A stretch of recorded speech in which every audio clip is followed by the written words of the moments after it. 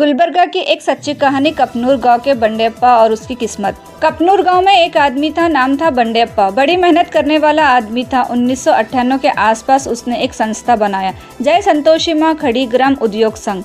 गरीबों के लिए कुछ करना चाहता था और अपना घर भी संभाल रहा था। फिर 2000 के आसपास उसने खड़ी ग्राम उद्योग से एक लोन उठाया, शायद 13 लाख का था, और एक दाल मिल चालू किया। लेकिन नसीब में कुछ और लिखा था। बिजनेस नहीं चला, कर्जा चढ़ा और वापस देने के लायक नहीं रहा। दिमाग की हालत खराब हो गई। टेंशन में आकर 2002 में बंडेप्पा ने सुसाइड कर लिया। उस वक्त उसके बच्चे छोटे थे और उसकी बीवी भीमाबाई ने किसी तरह जिंदगी चलाई।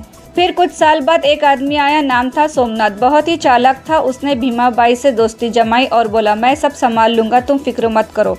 उसके बाद वो रजिस्टर ऑफिस गया और कुछ कागजात पे बंडेप्पा की प्रॉपर्टी अपने नाम पे करवा लिया। पर असली चक्कर तो अब शुरू हुआ। जो लोन 13 लाख का था वो 33 लाख का हो गया। कोई रिपेमेंट नहीं, कोई हिसाब नहीं, कोई रिकॉर्ड साफ ना। प्रॉपर्टी का मालिक कौन, ये भी क्लियर नहीं था। तभी एक इंसान सामने आए, शेख शफी अहमद, एक RTI कार्यकर्ता है। भीमाबाई उसके पास गई और पूरी कहानी बताई। शफी साहब ने तुरंत RTI फाइल किया, डॉक्यूमेंट्स, रिकॉर्ड और इंस्पेक्शन मांगा, पर जवाब नहीं मिला। फिर भी उन्होंने फर्स्ट अपील डाला। इस बार असिस्टेंट कमिश्नर ने मामला सीरियसली लिया है और कर्नाटक का पब्लिक रिकॉर्ड एक्ट के तहत तहसीलदार को इंक्वायरी के लिए भेजा है। अब तहकीकात चल रही है। म्यूटेशन डॉक्यूमेंट में कुछ गड़बड़ है और रेवेन्यू रिकॉर्ड भी गड़बड़ है। कपनूर गांव में अभी भी लोग इस मामले की बातें करते हैं। बंडेप्पा की कहानी उन सबको याद दिलाती है कि किस तरह मेहनतकश लोग कभी भी सिस्टम के चक्कर में फंस जाते हैं और उनकी फैमिली को भी मुसीबत उठानी पड़ती है। अभी तहसीलदार इंक्वायरी कर रहे हैं।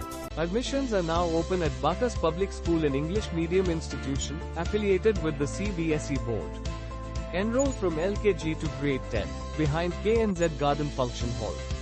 For details, call 88679 142780.